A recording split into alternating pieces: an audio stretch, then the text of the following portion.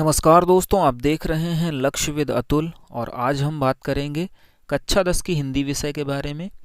और हिंदी विषय के अंतर्गत आज हमें अलंकारों को पढ़ना है। डिफिनीशन अभी हम समझते हैं, पहले हम सिलेबस की बात कर लें। मुख्य रूप से अलंकारों को दो भागों में बांटा जाता है, शब्दालंकार और अर्थालंकार। क्योंकि शब्दालंकार आपके सिलेबस में नहीं है, इसलिए हम शब्दालंकार को नहीं पढ़ेंगे। हम अर्थालंकार के अंतर्गत तीन चीज़ों को पढ़ेंगे, क्योंकि तीन चीज़ें ही अर्थालंकार के अंतर्गत हाई स्कूल के सिलेबस में दी गई हैं। पहले नंबर पर उपमा अलंकार, दूसरे नंबर पर रूपक अलंकार और तीसरे नंबर पर उत्प्रेक्षा अलंकार। तो इन तीन अलंकारों के बारे में आज हम चर्चा करेंगे। इनमें से मुख्य रूप से आपको उनके एग्जाम्पल्स पर फोकस करना है, उनके उदाहरणों की पहचान करना आपको आना चाहिए। यहाँ से आपसे प्रश्न पूछे जाते हैं। अलंकार होता क्या है, आइए जान लेते हैं। सजावट, आभूषण या गहना। अलंकार शब्द का अर्थ ही होता है सजावट, किसी चीज को सजाना, किसी पर आभूषण पहनाना या गहने उस पर पहना देना, यही अलंकार का अर्थ होता है। साहित्य में अलंकार शब्द का प्रयोग काव्य सौंदर्य के लिए होता है। आप अपने काव्य को जितना सुंदर बना देते हो, तो अगर आपने अपने काव्य को सुंदर बनाया है तो हम कहेंगे कि आपने अलंकारों का इस्तेमाल किया है। इसके प्रयोग से काव्य में विशेष चमत्कार उत्पन्न हो जाता है।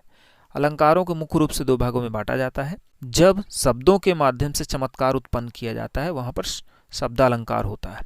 शब्दों के माध्यम से कैसे? आप शब्दों को पढ़ेंगे और शब्दों को पढ़ने के पश्चात ही आपको आइडिया हो जाएगा कि यहाँ पर कुछ स्पेशल है, यानी कुछ अच्छा यहाँ पर लग रहा है, पढ़ने के बाद कुछ चमत्कार उत्पन्न हो रहा है, तो वहां पर शब्दालंकार हो जाता है। अगर आपको किसी शब्द को पढ़ करके समझ में कुछ नहीं आता, जब तक आपने उसके अर्थ को नहीं निकाला है, तो वहां पर अर्थालंकार होता है। यानी आपको शब्दों में कोई कारीगरी समझ में नहीं आएगी, लेकिन जब आप उसके अर्थ को निकालते हो तो वहां पर विशेष अर्थ छिपा होता है। ऐसे अलंकार को अर्थालंकार कहा जाता है। यानी जब शब्दों से चमत्कार उत्पन्न होता है वहां पर शब्दालंकार होता है, जब अर्थ में चमत्कार उत्पन्न होता है वहां पर अर्थालंकार होता है। हमें आज पढ़ना है अर्थालंकार के बारे में। डिफिनीशन लिखी हुई है, यहाँ पर आप देख सकते हैं। अर्थालंकार सौंदर्य भाव से संबंधित होता है, शब्द से नहीं। ये भाव से संबंधित होता है, उसमें जो अर्थ छिपा है उससे संबंधित होता है। शब्द में इसमें कोई बदलाव नहीं किया जाता है। अर्थालंकार चमत्कार की बजाय भाव की अनुभूति में तीव्रता लाते हैं। और इसके भेद तो कई होते हैं, हमने आपको बताया, लेकिन हमें सिलेबस के अकॉर्डिंग सिर्फ तीन भेदों के बारे में बात करना है। सबसे पहले बात करते हैं उपमा अलंकार के बारे में। उपमा का अर्थ ही होता है समानता, जहां पर इक्वलिटी की बात होती है।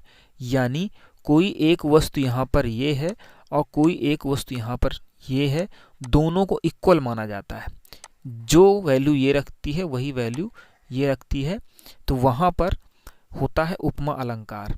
हालांकि अगर हम बात करें तो एक वस्तु को बड़ा माना जाता है, थोड़ा सा उसको पूरे संसार में प्रतिष्ठा प्राप्त होती है, उसका नाम होता है पूरे संसार में, उससे इसको कंपेयर किया जाता है दूसरी वस्तु को। लेकिन ऐसा कहा जाता है कि ये जो वस्तु है ये इसके जैसी है।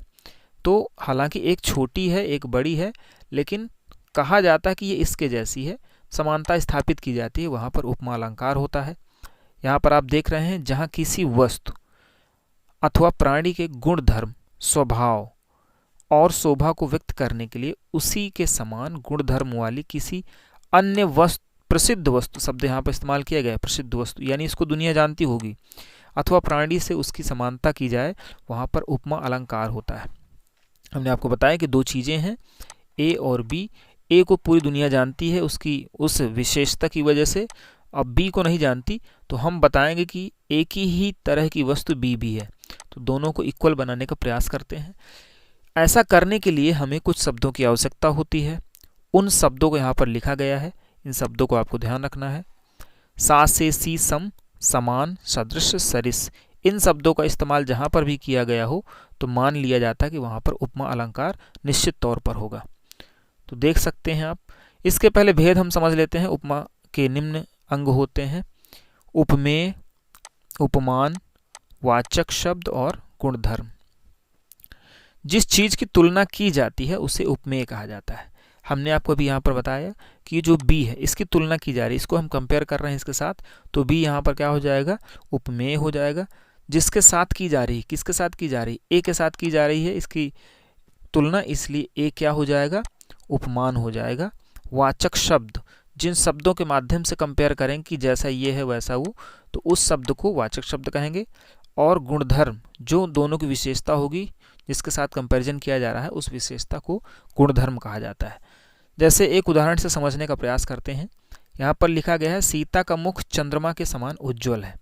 यहाँ पर सीता का मुख एक तरफ है, इसको बी मान लेते हैं, और चंद्रमा एक तरफ है। चंद्रमा को पूरी दुनिया जानती है उसकी खूबसूरती की वजह से, तो चंद्रमा क्या हो गया, एक बड़ी और प्रसिद्ध वस्तु है।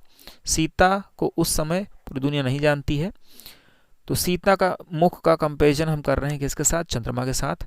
तो यहाँ पर सीता का मुख क्या हो गया, उपमेय हो गया, जिसकी तुलना की जा रही, सीते के मुख की तुलना की जा रही, तो ये उपमेय हो गया। और उपमान, जो पूरी दुनिया में प्रसिद्ध है, उस चीज को उपमान कहा जाएगा। समान वाचक शब्द हो जाएगा, समान कहा जा रहा है, सीता का मुख चंद्रमा के समान है, तो जिस शब्द के माध्यम से हम दोनों को कंपेयर कर रहे हैं उस शब्द को क्या कहा जाता है, वाचक शब्द कहा जाता है। और जो गुण उन दोनों का होता है, यानी एक ही गुण, जो गुण चंद्रमा के मुख में है यानी चंद्रमा में है, वही गुण सीता के मुख में है, उस गुण को कहा जाता है साधारण धर्म। तो क्या है साधारण धर्म, उज्ज्वलता। जितना उज्ज्वल चंद्रमा है उतना ही उज्ज्वल सीता का मुख है, इसलिए उज्ज्वलता क्या हो जाएगा, साधारण धर्म हो जाएगा। तो आपको ये निकालना आना चाहिए, उपमेय, उपमान, वाचक शब्द और गुणधर्म। आइए कुछ उदाहरणों को यहाँ पर समझते हैं, उनको याद करने का प्रयास करना है आपको। हाय फूल सी कोमल बच्ची हुई राख की थी ढेरी, यहाँ पर सी शब्द का इस्तेमाल हुआ है। ये देखिए अरविंद से शिशुवृंद कैसे सो रहे, तो से यहाँ पर आया है। तब तो बहता समय सिला सा जम जाएगा, सा आया है। इसी तरह से इन जितने भी उदाहरण हमने यहाँ पर लिखे हैं उनमें सा सी से सम समान इस तरह के शब्द आए हुए हैं। इससे निश्चित हो जाता है कि ये यहाँ पर उपमा अलंकार का इस्तेमाल किया गया है। पीपर पात सरिस मंडोला काफ़ी पॉपुलर उदाहरण है। इन जगहों पर सा से सी सम सरिस आदि शब्द आए हुए हैं, इस वजह से उपरोक्त पंक्तियों में उपमा अलंकार का इस्तेमाल किया गया है। इसके पश्चात आइए रूपक अलंकार की चर्चा कर लेते हैं, जहां गुण की अत्यंत समानता के कारण उपमेय पर उपमान का आरोप किया जाता है। यहाँ पर क्या होता है, पीछे हमने बताया कि एक जो वस्तु है वो थोड़ा सा बड़ी दिखाया जाता है, उसका जो वो ज़्यादा पॉपुलर होती है, वहीं पर दूसरी वस्तु थोड़ा सा कम पॉपुलर होती है, ये बताया गया था। लेकिन यहाँ पर क्या कहा जा रहा है कि उपमेय पर उपमान का आरोप किया जाता है, वहाँ पर रूपक अलंकार होता है। यह आरोप कल्पित होता है, ठीक है। इसमें उपमेय और उपमान पर भिन्नता होने पर भी दोनों साथ साथ विद्यमान रहते हैं, यानी दोनों को एक ही मान लिया जाता है, दोनों को अलग अलग नहीं माना जाता, दोनों को एक ही मान लिया जाता है और साथ में जोड़ करके बताया जाता है। वहाँ पर योजक चिन्ह का इस्तेमाल किया जाता है। आप देख रहे हैं सबसे इंपॉर्टेंट इसकी जो पहचान है रूपक अलंकार की, वो योजक चिन्ह है। साधारणतया 90% आपको वहाँ पर योजक चिन्ह दिखाई देगा।